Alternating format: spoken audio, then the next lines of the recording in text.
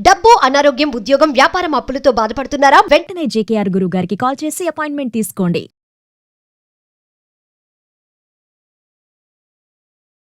నమస్తే, welcome back to Suman TV. ప్రస్తుతం మనతో పాటు ఉన్నారు కేరళ జ్యోతిష నిపుణులు, life coach, money skills, law of attraction, date of birth లేని వారికి పుట్టుమచ్చల శాస్త్రం, ప్రశ్న శాస్త్రం, హస్తరేఖల ద్వారా జాతకాన్ని తెలియజేయగలిగే బ్రహ్మశ్రీ డాక్టర్ జేకేఆర్ గారు ఉన్నారు. గురుగారితో మాట్లాడదాం. నమస్తే గురుగారు. నమస్కారం.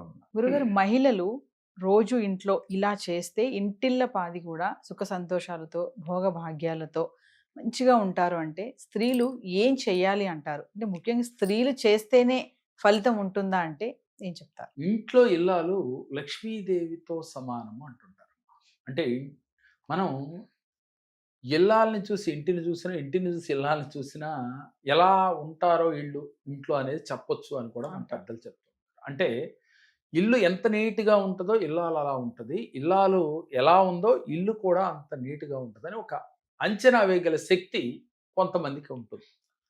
అంటే ప్రతినిత్యము కూడా త్రిమూర్తులు కూడా స్త్రీ శక్తి లేనిదే సృష్టిని చేయలేరు అని కూడా మన పురాణాలు చెప్తూ ఉన్నాయి. అంటే బ్రహ్మ, విష్ణు, మహేశ్వరులు కూడా పార్వతీదేవి, సరస్వతీదేవి, లక్ష్మీదేవి యొక్క సహాయం లేకుండా సృష్టిని చెయ్యలేరు అని చెప్పి మన పురాణాలు తెలియచేస్తూ, అలాంటి చరిత్ర ఉన్న స్త్రీలకి ఈ కలియుగంలో చాలా ప్రాముఖ్యత ఉన్నది. అంటే ఆది కాలం నుంచి స్త్రీకి ఒక ప్రాముఖ్యత ఉన్నది.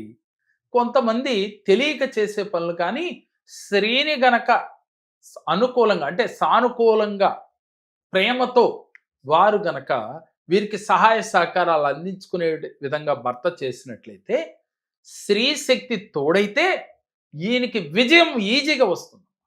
చాలామంది చరిత్ర సృష్టించిన అంటే ఫైనాన్షియల్గా కావచ్చు, ఆర్థికంగా ఎదిగిన వారిని చూస్తే వాళ్ళ వెనకాల అంటే వాళ్ళ షాడోగా వాళ్ళ భార్యలు ఉంటారనే విషయం చాలామంది చెప్తూ ఉంటారు. అప్పుడప్పుడు మనం మీటింగ్స్లో అట్లా చూస్తూ ఉంటాం.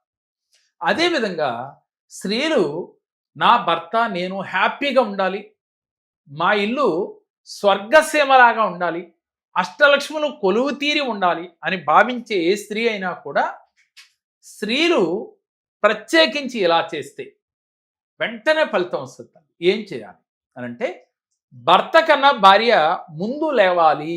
ఇది అనాదిగా వస్తూ ఉంది. ఇప్పుడు ఆ పదం చెప్తే చాలామంది స్త్రీలు నన్ను తిట్టుకోవచ్చు. నేనేమంటున్నానంటే, మీ భర్త ధనాన్ని ఈజీగా సంపాదించాలన్నా, మీరు మీ పిల్లలు హ్యాపీగా ఉండాలన్నా జస్ట్ ఒక పావు గంట అరగంట ముందన్నా లేచి, అయితే ఇద్దరు లేవచ్చమ్మా, వాళ్ళిద్దరూ సమానమే. నా ఉద్దేశం ఏంటంటే, సహజంగా ఉన్న శాస్త్రం ప్రకారం నేను చెప్తూ ఉన్నాను.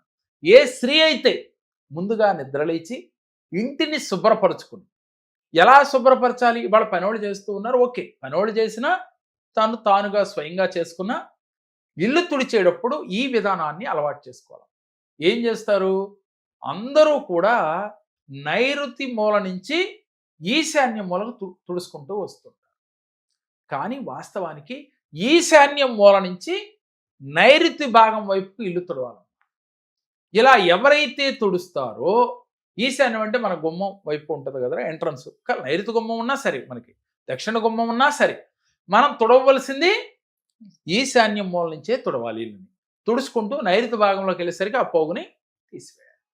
ఇలా అలవాటు చేసుకోవాలి. మీరు పనోళ్ళతో చేయించినా, ఎవరికి వారు బోనుగా చేసుకున్నా. అదేవిధంగా తడి బట్ట పెట్టినా కూడా అలా పెడితే, అంటే ఇంటిని తుడుచుకునేప్పుడు, అంటే వాటర్తో తడి బట్ట అంటారు కదా, తడిగుడ్డ అంటారు, క్లాత్ అంటారు, అదే రకరకాలుగా మాట్లాడుతూ ఉంటాం. ఎనీవే ఏదైనా సరే అది కూడా అలా పెట్టుకోవటం వల్ల వారికి లక్ష్మీ కటాక్షం కలుగుతుంది అని చెప్తారు. వాస్తవంగా ప్రతిదానికి లక్ష్మీ కటాక్షం కలుగుతుందని మన పెద్దలు ఎందుకు చెప్తున్నారంటేరా, అలా అంటే గాని వీరిలో నాకు ధనాన్ని ఆర్జించే స్థితి వస్తుందా, ధనాన్ని ఆకర్షించే స్థితి వస్తుందా అని ఆచరిస్తారని. వాస్తవంగా ఈ విధానం చేయటం వల్ల చాలా అద్భుత ఫలితాలు వస్తాయి. చాలామంది చేస్తూ ఉన్నారమ్మా, బాగుందని చెప్తూ ఉన్నారు. ఎవరికైనా ఇప్పటికీ అందరికీ తెలిసే ఉండొచ్చు, తెలియని వారు ఆచరిస్తారనే ఉద్దేశంతోనే చెప్పటం. దీనితో పాటుగా ఇంట్లో నెగిటివ్ ఆరా లేకుండా చూసుకోవాలి. ప్రతిరోజు 5 గంటలకే మీరు పూజ చేసుకోవాలి. ఈ పూజ ఎందుకని 5 గంటలకు చేయాలి అనంటే, ఆ సమయంలో ఒక డివైన్ పవర్ ఉంటుందమ్మా ప్రకృతిలో, ప్రశాంతంగా ఉంటుంది. అంటే ఏదైనా ఊరు వెళ్ళాలంటే ట్రాఫిక్ లేకుండా ఎలా వెహికల్ వేసుకుని ఫ్రీగా వెళ్ళొచ్చో, మనం చెప్పే సంకల్పాలు భగవంతుడు చేరటానికి ట్రాఫిక్ లేకుండా ఉంటాయి. అందువల్ల ప్రతిరోజు ఒక టైం పెట్టుకుని ఆ టైం ప్రకారమే భగవంతుడిని ఆరాధన చేయాలి. భగవంతుడిని ఆరాధన చేసేటప్పుడు కూడా పంచభూతాలతో భగవంతుడితో మమేకమై మీరు ఆరాధన చేయాలి. చేసి ఇంటిని శుభ్రపరుచుకున్నప్పుడు మీరు ప్రతిరోజు సాయంత్రం వేళ సాంబ్రాణి ధూపం వేస్తూ ఉండాలి. ఏ ఇంట్లో అయితే సువాసనలు వెదజల్లుతూ ఉంటాయో, ఏ ఇంట్లో అయితే ఎప్పుడు నీట్గా ఉంటుందో, ఏ ఇంట్లో అయితే బూజులు లేకుండా ఇల్లంతా శుభ్రంగా ఉంటుందో ఆ ఇంట్లో అష్టలక్ష్ములు కొలువు తీరుంటారు. మరి ఇవన్నీ పురుషుడు చేస్తాడా అంటే చేస్తే నెంబర్ 1.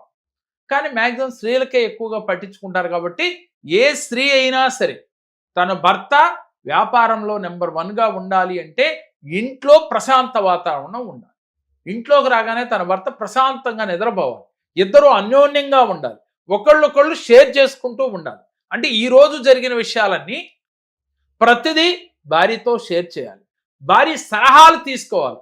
అందుకే భార్యని ఏ రూపంలో పోలుస్తున్నారు చూడరు. మంత్రిగా పోలుస్తారు, అలాగే రంభగా పోలుస్తారు. అంటే ఏ యాంగిల్లో చూసినా భార్య సహాయ సహకారాలు ఉంటాయి, అందుకుని తీరాలి.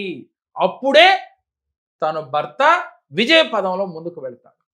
నీదొక దారి నాదొక దారి అని గనక ఏ భర్త భార్య ఉంటారో వారి జీవితంలో తాత్కాలికంగా వెళ్ళినప్పటికీ వీరికి శాశ్వతంగా హ్యాపీగా ఆనందంగా ఉండలేరు, అష్టైశ్వర్యాలు పొందలేరు. ముఖ్యంగా 2 ఎడ్డు బండి ఉన్నాయి అనుకో, అంటే 2 ఎడ్ల బండికి ఒక ఎద్దు ఇట్లా ఆగి ఒక ఎద్దు ఇట్లా ఆగుతుంటే బండి సజావుగా వెళ్తుందా? అదేవిధంగా భార్యాభర్తలు కూడా అదే కదా. ఈ బంధం అనేది అదే. ఈ 2 కలిపి కడితే బండిని సజావుగా తీసుకువెళ్తుంది. ఎప్పుడైతే ఒక భార్య భర్తలుగా వీరు ఏర్పడిన రోజు నుంచి బండి సజావుగా తీసుకెళ్లాలంటే ఒకళ్ళనొకళ్ళు షేర్ చేసుకుంటూ ఒకళ్ళ పట్ల ఒకళ్ళు ప్రేమానురాగాలు కలిగి ఉండాలి. ఒకళ్ళనొకళ్ళు గౌరవించుకుంటూ ఉండాలి. చిన్న చిన్న విషయాలకి ఒకళ్ళనొకళ్ళు తిట్టుకుంటూ అలాగే తక్కువ చేసి మాట్లాడుతూ ఉండరాదు. నీకేం తెలుసులే అనకుండా భార్య సలహాలు తీసుకుంటూ, అది మీకు ఇష్టమున్నా ఇష్టం లేకపోయినా నచ్చితే ఆచరించు, నచ్చకపోతే సైలెంట్గా ఊరుకో. కానీ ప్రతిదీ భార్య సలహాను పొందుతూ మీరు వెళ్ళాలి. ఇలా ఏ ఇంట్లో అయితే జరుగుతుందో ఆ ఇల్లు సుఖశాంతులతో ఉంటుందమ్మా. ఆనందకరమైన సంతోషకరమైన ఇళ్ళుగా తయారవుతుంది. మనం ఇందాక అనుకున్నాం, అష్టలక్ష్ముల నిలయంగా మారాలి అంటే ఇంట్లో గొడవలు ఉండకూడదు. ఏ భార్యాభర్తలు అయితే అన్యోన్యంగా ఉంటారో ఆ పురుషుడు బిజినెస్ చేయగలుగుతాడు. అలాగే తనకి సలహాదారుడిగా ఒక ఫ్రెండో లేక పనివారినో పెట్టుకుంటే వాళ్ళు ఏదో ఒక టైంలో మనని స్వార్థపూరితంగానే చేస్తుంటారు. అవసరమైన నాడు మన మోసం చేసే పరిస్థితి కూడా ఉంటుంది. భార్యకి అంటే తను మీరు వేరు కాదు కదా. ఎప్పుడైతే ఒకటయ్యారో అర్ధనారీశ్వరుని యొక్క స్వరూపమే భార్యాభర్తలు అంటే. అందుకనే పరమేశ్వరుడు సగ భాగాన్ని పార్వతీదేవికి ఇచ్చారు.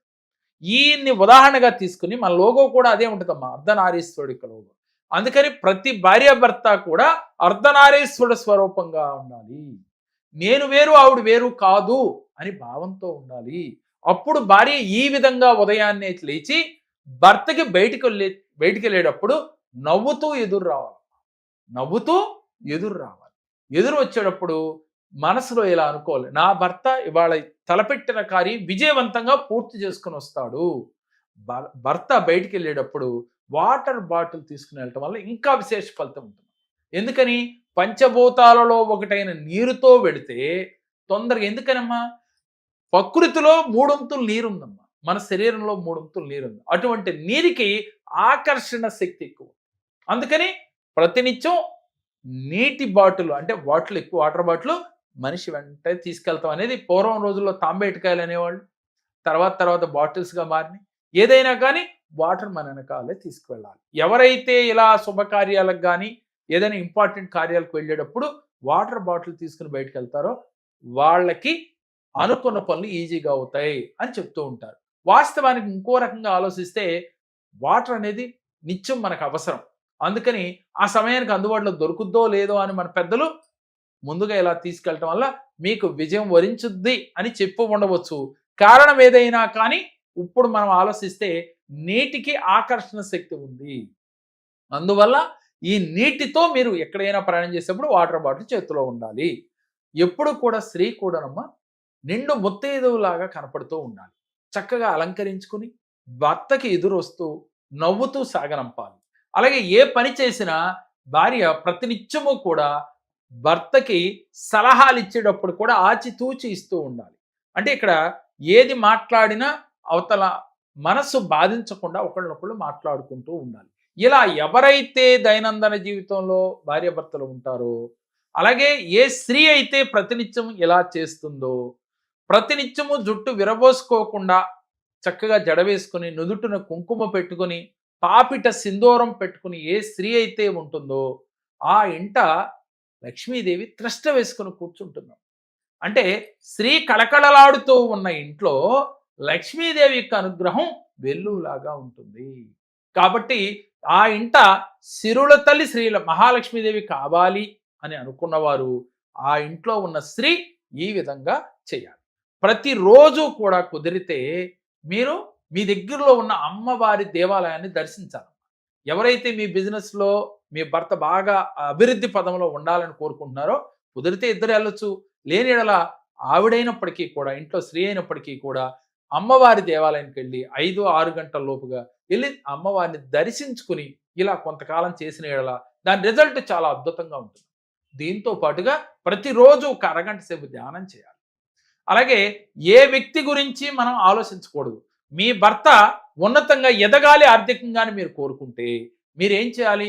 ప్రతినిత్యం మీ భర్త ఆర్థికంగా ఎదిగినట్లుగా, బాగా అతను సక్సెస్ అయినట్లుగా, తన్ని అగ్రభాగంలో నిలబెట్టినట్టుగా, ఎక్కడ మా ఊహల్లో మీ ఆలోచనలో అలా ఫీల్ అవుతూ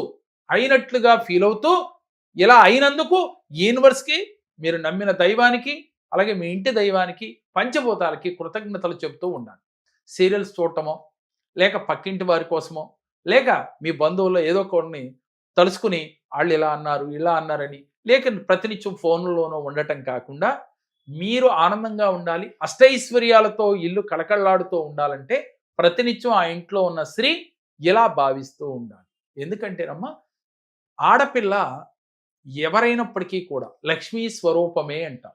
అలాంటి లక్ష్మీ స్వరూపాలైన స్త్రీలని గౌరవిస్తూ ఉండాలి పురుషుడు ఎప్పుడు. అందుకని ఆ స్త్రీ కూడా ఎప్పుడూ పాజిటివ్ దృక్పథంతో ఉండాలి, పాజిటివ్గా ఆలోచిస్తూ ఉండాలి. పాజిటివ్గా ప్రతినిత్యము కూడా ఉదయం లేచిన కానీ సాయంత్రం పడుకునే వరకు కూడా తాను ఎదుగుదల గురించి ఆలోచిస్తూ భర్తకి ఒక మంత్రిలాగా సలహాలు ఇస్తూ ఉన్నట్లయితే తప్పకుండా ఆ ఇల్లు కళకళలాడుతూ ఉంటుంది. ఆ ఇల్లు ఒక అదృష్ట లక్ష్మిగా మారిపోతూ ఉంటుంది, అదృష్ట నిలయంగా మారిపోతుంది. గురుగారు ఒకసారి అపాయింట్మెంట్స్ గురించి. తప్పకుండా తల్లి, మమ్మల్ని పర్సనల్గా కలవాలి అని ఎవరైతే అనుకుంటున్నారో ఆన్లైన్ ఆఫ్లైన్ అపాయింట్మెంట్స్ అందుబాటులో ఉన్నాయి. ఆఫ్లైన్లో కలవాలంటే హైదరాబాద్, విజయవాడలో ఆఫ్లైన్లో కలవచ్చు. ఆన్లైన్లో కలవాలంటే మీరు స్క్రోల్ అవుతున్న నెంబర్లకు కాల్ చేసినట్లయితే మీకు ఆన్లైన్ ఆఫ్లైన్ అపాయింట్మెంట్ వివరాలు మీకు తెలియజేస్తారు. సమస్య ఏదైనప్పటికీ కూడా పరిష్కారం ఈజీగా పొందవచ్చు. ఎందుకనంటే సమస్యలు రావటం సహజమే, కానీ సమస్యలు వచ్చినాయని బాధపడకుండా ఆ సమస్యల నుంచి బయటపడే మార్గాన్ని తెలియచేయడానికి ఈ కేరళ జ్యోతిషంలో 11 శాస్త్రాల్లో ఒక వ్యక్తి జాతకాన్ని పరిశోధించి దానికి తగ్గ రెమెడీస్ ఇచ్చి మీకు ఏర్పడిన చిక్కుముళ్ళ నుంచి బయటికి వచ్చేటట్లుగా మా దగ్గర కూర్చున్న 1.5 గంటల సేపు మీ సమస్యలు తీరిపోయినట్లుగా మీరు ఫీల్ అయ్యి వెళ్తారు. ఆ తర్వాత మీరు ఇంట్లో ప్రాక్టీస్ చేస్తే మీ జీవితంలో సమస్యలే ఉండవు. మీరు దేన్నైనా మేనిఫెస్ట్ చేస్తారు, దేన్నైనా ఈజీగా ఆకర్షించగలుగుతారు. మరి మీకు పర్సనల్ అపాయింట్మెంట్ కావాలన్నా, ఆన్లైన్ అపాయింట్మెంట్ కావాలన్నా స్క్రీన్ పై స్క్రోల్ అవుతున్న నెంబర్కి కాల్ చేయండి. నమస్కారం. నాకు చాలా సమస్యలతో నేను జేకే గారి దగ్గరికి వచ్చాను. నేను ఫైనాన్షియల్ ప్రాబ్లమ్స్ వల్ల చాలా ప్రాబ్లమ్స్ పడుతూ ఉన్నాను. దానికోసం నేను జేకే గారి దగ్గరికి వస్తే నాకు సరైన పరిష్కారాన్ని చూపించారు. దానివల్ల చాలా హ్యాపీగా ఉన్నాను ఇప్పుడు.